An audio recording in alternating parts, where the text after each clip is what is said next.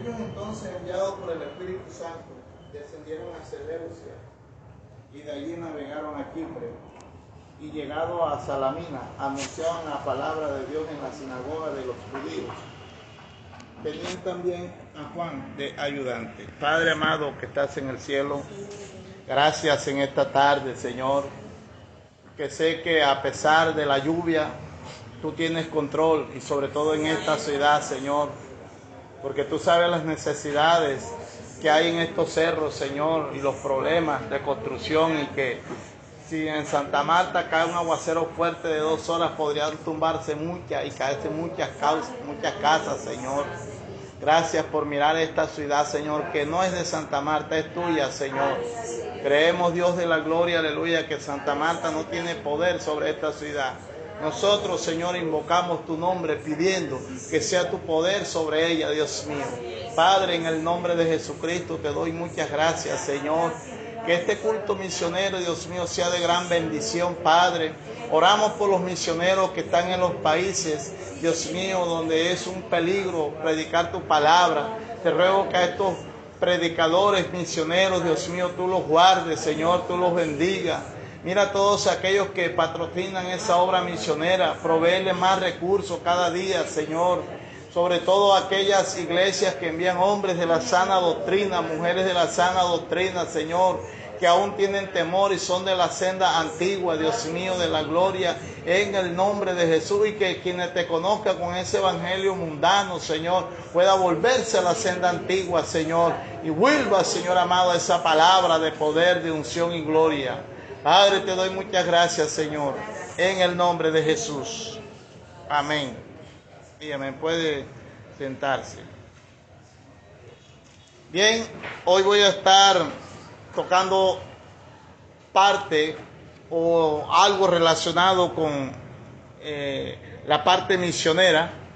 Y hoy quiero detenerme en este primer viaje misionero de los 3, que hace el apóstol Pablo, que va hasta el capítulo 18. Aquí en el capítulo 13 comenzamos a ver el primer viaje misionero que hace el apóstol Pablo, un hombre que se convierte en el capítulo 9. Lucas comienza a hacer un relato de cómo comienza a tomar un orden la iglesia gentil. Ya la iglesia había sido conformada en Hechos capítulo 2, cuando comienza la predicación del apóstol Pedro con la conversión de 5,000 personas, luego 3,000 o 5,000, de manera que la iglesia se inicia en el capítulo 2. Jerusalén necesitaba tener hombres poderosos que expandieran la palabra. Dios produjo, por así decirlo, una explosión étnica, una persecución, donde se abrió la iglesia por todas partes. De esa manera, Dios convierte al apóstol Pablo en camino a Siria o fuera de Israel. Allí comienza esa primera parte importante para que la obra comience a formarse en la iglesia gentil. Sabemos que la iglesia gentil no conocía mucho de la palabra, pero llega el momento en que Dios, por la promesa que ya le había dado a Abraham, donde le dijo: en ti serán benditas todas las naciones, allí Dios cumple esta palabra y comienza la obra misionera en los gentiles. Y comienza como base Antioquía. Dice aquí la Biblia: había entonces en la iglesia que estaba en Antioquía. Antioquía ya estaba en Asia, estaba en una región gentil y era la segunda sede. La primera sede estaba en Jerusalén, con los profetas y pastores y misioneros que habían iniciado la obra y que habían quedado del Señor cuando el Señor había partido. Y ahora se establecía la obra en Antioquía como la sede de los gentiles. Así que la sede central, podríamos decir, que estaba dirigida por el apóstol Pedro y los que estuvieron al lado del Señor. Y la segunda sede de los gentiles, estaba encabezada por el apóstol Pedro y por Bernabé, pero también vemos que allí habían otras personas importantes, como lo era Simón, el que se llamaba Lucio. También estaba Manaén, que eran hombres profetas, eran hombres entendidos en la palabra. Dice la Biblia que esta gente, dice, estaban entonces en la iglesia de Antioquía. Es importante resaltar que de la iglesia es donde salen los misioneros, que de la iglesia es donde salen los pastores. De los institutos no salen los pastores no salen de las grandes escuelas de universidad. La iglesia es la que hace que los ministerios salgan de ahí. Ahí es donde el Espíritu Santo se complace en sacar los ministerios. Hay algo importante que me llama la atención. Es que dice, estaban en la iglesia. ¿Qué estaban haciendo? Dice el versículo 2, ministrando. ¿Y sabe usted qué es ministrar? Ministrar es servir en la obra de Dios. Toda persona que quiera aspirar a un ministerio debe servir en la obra de Dios. En lo que tenga que hacer y en lo que sea. Por eso es que hoy hay pocos llamados ministeriales, porque la gente no sirve en la obra de Dios. La gente sirve en sus intereses. La gente sirve en lo que le conviene. La gente sirve en lo que le produce platica. Pero en lo que respecta a la obra de Dios, no les gusta trabajar, no les gusta meter el hombro. Y dice aquí la Biblia que ellos estaban ahí. Estaban esta gente, había varios. Dice que había profetas y maestros. O sea, habían ministerios grandes ahí. Habían profetas y maestros. ¿Dónde estaban? En la iglesia de Antioquía. ¿Dónde deben de estar los que tienen aspiraciones a grandes ministerios? Dentro de la iglesia. ¿Y qué deben de estar haciendo? Dice, y ministrando esto al Señor. Es decir, hay que servir en la obra de Dios. No espere que Dios lo llame a un servicio en la obra de Él si usted no sirve dentro de la iglesia. Si usted no ministra dentro de la iglesia. Ministrar es servir en todo lo relacionado con la iglesia. Hay personas, hermanas y hermanos, ministras y ministros que no se involucran en la obra de Dios y quiere que Dios lo llame. Dios llama a los que se involucran en su obra, a los que le interese, a los que tengan competencia por servir a Dios. Los que no tengan no los podrá llamar. Gloria al Señor. A su nombre. Y sigue diciendo el Señor en su palabra. Dice que no solo estaban ministrando al Señor, sino que estaban ayunando. Lo que en estos tiempos se ha dejado de hacer. La Biblia dice que cuando estaban esperando el advenimiento del Espíritu Santo, estaban metidos en el aposento alto, estaban orando y estaban ayunando. Entonces uno quiere que Dios lo llame y que Dios le dé grandes cosas, pero no puede dejar de comer, no puede dejar de desayunar, no puede dejar de almorzar, no se puede cohibir en un día de comida, no puede sacrificar el cuerpo, no puede hacerlo. Pero dice la Biblia que ellos estaban ahí estaban ayunando. Y dice que en esos momentos vino algo importante, porque para que la persona ministre y sea ministrado por el Señor y salga a hacer la obra, debe cumplirse lo que dice Juan 1:8. Y dice, pero recibiréis poder cuando haya venido sobre vosotros el Espíritu Santo. Y dice, me seréis testigo ¿a dónde? En Jerusalén. Después sigue diciendo en Judea. Y después sigue diciendo en Samaria. Y después sigue diciendo al último de la tierra. Es decir, que una persona tiene que ser investido del Espíritu Santo, lleno del Espíritu Santo. Porque hay ministerios llenos de hambre y llenos de direcciones aparte de lo de Dios, porque no son inspirados ni guiados por el Espíritu Santo. Por eso a mí cuando me preguntan, pastor, ¿cómo sabemos nosotros si alguien es de Dios? Si no sabemos quién, si usted no sabe quién es, no camine con él, no camine. Por eso siempre he dicho a todos los que me conocen, vaya y pregunte donde me conocen en Valledupar, quién era el pastor David, si es un impostor o es un falso pastor o viene a tratar acá de hacer cosas indebidas. Desde un comienzo lo decía, porque a uno le tienen que conocer la historia. Si la historia de Simón Bolívar es pública, si la historia de los presidentes es pública, ¿por qué no tiene que ser pública la historia de un pastor? Eso no es nada. Es grosero. A mí no me da miedo que cualquiera vaya y pregunte a Valledupar, a cualquier pastor de allá. A cualquiera. Porque eso a mí no me pone temeroso. Porque dicen por ahí que el que nada debe, nada teme. Dice la Biblia que estaba ministrando al Señor. Y dijo el Espíritu Santo. 2 puntos. Es importante el llamado. Es importante esta parte. Y esta es la parte que nos debe competir a nosotros. Cuando el apóstol Pablo fue llamado por el Señor, dice la Biblia que el Señor se le apareció en el capítulo 9. Y dice que cayendo en tierra, el versículo 9:4, oyó una voz que le decía: Saulo, Saulo, ¿por qué me persigue? Y él le dijo: ¿quién eres, Señor? Dijo: yo soy Jesús a quien tú persigues. Dura cosas te dar cosas contra el aguijón. Ahí se le apareció el Señor.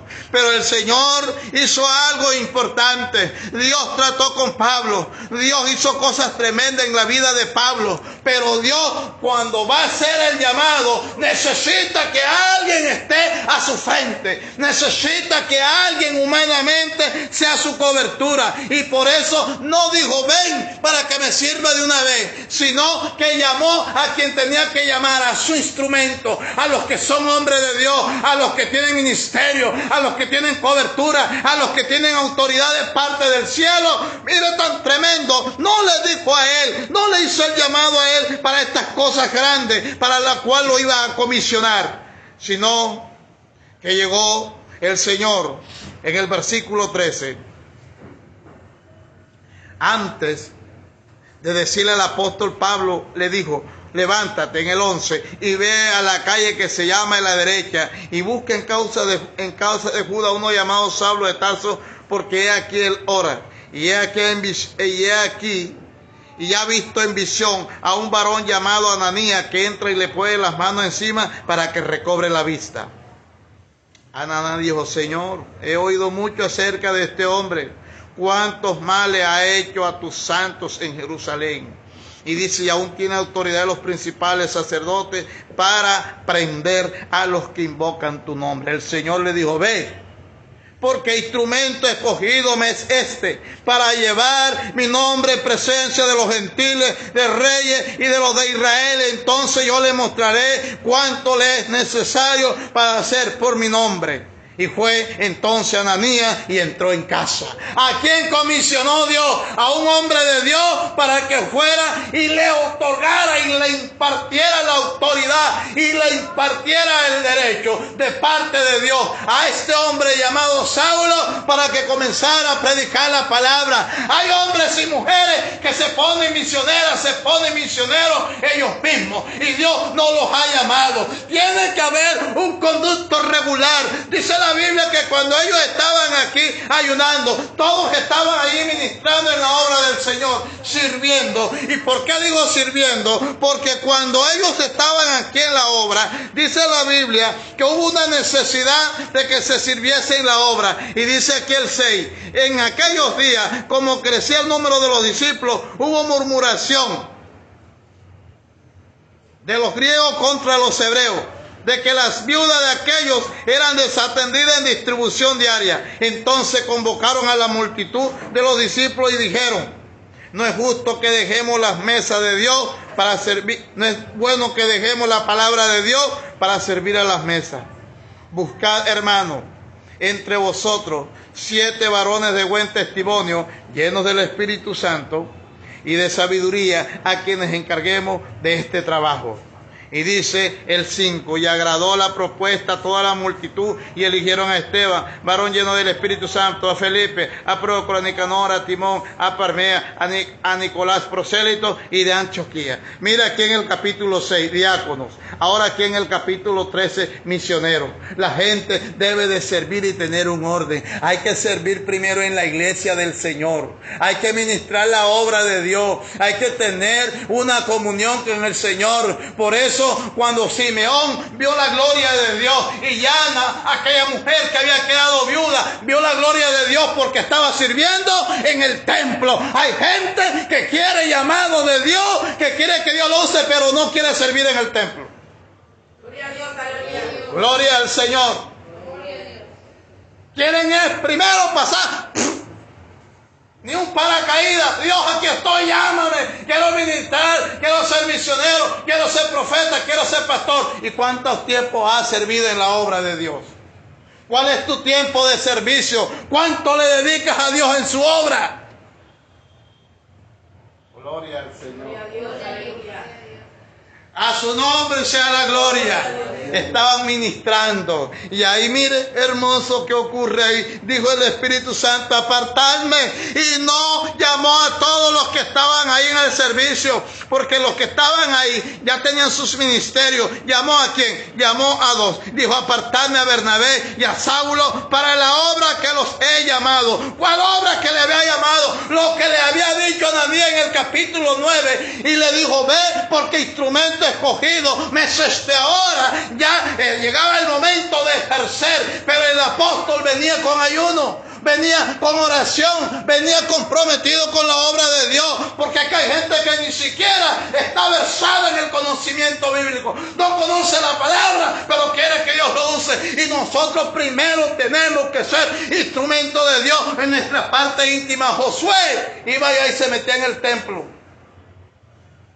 Salía Moisés y Josué ya metido en el templo. Y el día que fueron a elegir quién repartiría las tierras en Canaán, dijo, llamá a Josué. ¿Por qué llamaron a Josué? Porque Josué era el servidor de Moisés.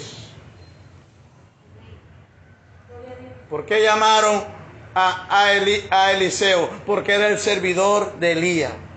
¿Por qué Giesi no siguió con la obra profética en el ministerio en los reyes de Israel? Porque era un ladrón, porque era un avaro, porque era un mentiroso. Por eso él no fue llamado. Las cosas en Dios se siguen cuando hay un testimonio, cuando la persona es reconocida como un hombre, como una mujer de Dios, que todos testifican de él, que tiene testimonio. Apartadme a Bernabé y a Saulo para la obra que los he llamado. ¿Quién lo dijo? El Espíritu Santo. Para los que dicen que no es una persona, pues el Espíritu Santo, aunque no tiene un cuerpo, sí tiene persona. ¿Por qué tiene una persona? Porque habló y dijo, y todo lo que tiene manera de expresarse se le atribuye que es una persona. Y el Espíritu Santo aquí habla, y por eso decimos que el Espíritu Santo es una persona. Entonces, habiendo ayunado y orado, le impusieron las manos y los despidieron. Tremendo. Entonces, habiendo ayunado y llorado, la iglesia también tiene que comprometerse con los misioneros, con los que van a hacer la obra de Dios. Los llamaron, fueron escogidos, pero no dijeron váyase enseguida, sino que la iglesia entró en oración, entró en ayuno con ellos, y también a ver qué les iban a dar, cómo los iban a impulsar, cómo los iban a mirar, cómo lo apoyaban para la obra. Por eso nosotros vemos aquí, entonces, habiendo ayunado y llorado, habiendo ayunado y llorado. Es decir, que ellos no se fueron enseguida, sino que la iglesia se comprometió también, porque la iglesia debe comprometerse con los ministerios. La iglesia debe de aprender a apoyar los ministerios. Gloria a Dios. Amén. Gloria a Dios. Cuando el pastor John Jairo se fue, que estaba haciendo misiones en Astrea, nosotros durante mucho tiempo lo apoyamos, estuvimos pendientes, le ayudamos con dinero, le ayudamos con las compras, todos los meses estábamos pendientes, porque nosotros no podíamos ser irresponsables de mandar al pastor y dejarlo allá solo a que pasara necesidades. No, Señor. Ahorita el nuevo misionero que saldrá será responsabilidad de nosotros y será responsabilidad de Astrea, de los nuevos misioneros que van a quedar en Becerril. Entonces, ese es el compromiso de uno. Allí oraron, le impusieron las manos, es decir, no se fueron solos, se fueron bajo el auspicio primero del Espíritu Santo, segundo de la iglesia, o segundo de los apóstoles que pusieron las manos, y tercero la iglesia. Se fue con un cúmulo de gente que visiblemente vieron cómo va a salir un sinvergüenza a decir: aquí voy a formar una iglesia, y forma 4 palos y 4 orquestas, y allí pone un caucho, un petate, y dice: esta es la obra de Dios. Ese es un mentiroso, embustero, porque tiene que llenar los principios bíblicos que tiene que ser llamado por Jesús, por el Espíritu Santo. Tiene que ser de pleno conocimiento de la iglesia, y por último ayunar y orar, ponerle las manos y vaya, haga la obra de Dios. Nadie sale sin una cobertura. Cualquiera que lo haga no es de Dios. Ese es el orden y el principio bíblico.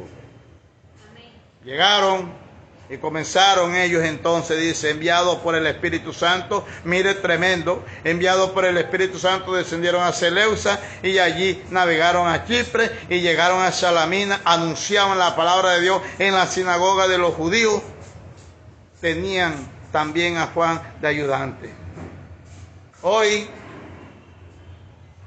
se tiene que hacer una obra, y esta obra se tiene que hacer ahora una reestructuración, porque el evangelio se ha vuelto mundano, se ha vuelto apóstata. Entonces ya nosotros ahora tenemos que volver a plantear la Biblia, la palabra de Dios, con las sendas antiguas, con la sana doctrina. Por eso es que ahora uno llega, y mucha gente llega porque ya está cansado de ese evangelio mundano y liberal algunos, porque otros también son culpables de que las iglesias han crecido, porque sabiendo que Dios no está de acuerdo, mucha gente que está mundana ahí, que no ha recibido al Señor, van a las iglesias y se quedan ahí, aún a sabiendas que no hay presencia de Dios, que eso no está bajo el auspicio del Señor, pero se quedan ahí porque les gusta el mundo, les gusta la mundanidad, les gusta el pecado, les gusta que no los amoneste, les gusta que no los exhorte. Esta es la iglesia de la puerta ancha, pero ahora hay que hacer misiones, por así decirlo, utilizar la misionología y levantar misioneros de poder para que lleven la palabra y reestructuren